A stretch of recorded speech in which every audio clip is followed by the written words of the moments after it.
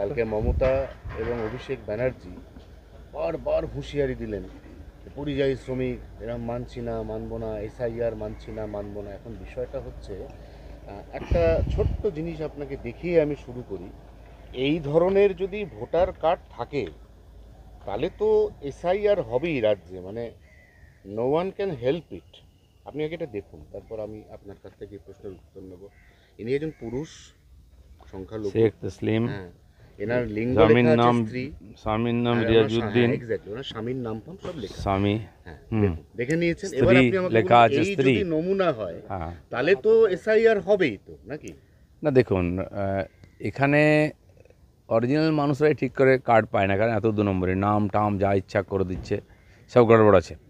তো জালি ভোটার, সে ভোটার এখানে উপস্থিতিতে তার নামে কার্ড হয়ে যাচ্ছে, সে পেয়ে যাচ্ছে, বাংলাদেশ থেকে এসেই হাতে ভোটার কার্ড পেয়ে যাচ্ছে, আধার কার্ড পেয়ে যাচ্ছে। যে এখানে যে এই ধরনের যে নেক্সেসগুলো আছে, আর এটাকে টিএমসি তৈরি করেছে, হাজার হাজার লক্ষ লক্ষ লোককে এভাবে ভোটার কার্ড দিয়ে নাগরিক করা হচ্ছে, কেবল টিএমসিকে ভোট দেবে।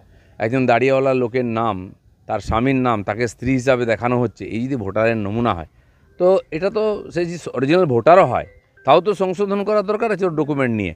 এভাবে তো হতে পারে না। দেখুন, মানব না, করবো না অনেকেই বলে, ওনাদের বলা অভ্যাস বলে দেন। ট্রাম্প মেনে নিচ্ছে, আর তোমরা কি?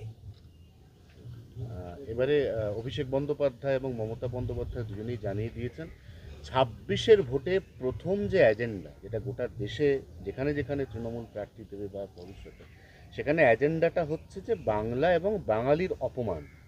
এবং আপনাদের বিরুদ্ধে আরও যেটা অভিযোগ, সেটা হচ্ছে এর আগে বলা হয়েছিল বিজেপি মূলত অবাঙালিদের দল, এবং তার পাশাপাশি আপনাদের নতুন যে কমিটি তৈরি হয়েছে সেখানেও দেখা যাচ্ছে বাঙালির সংখ্যা কম, অবাঙালিই বেশি। না,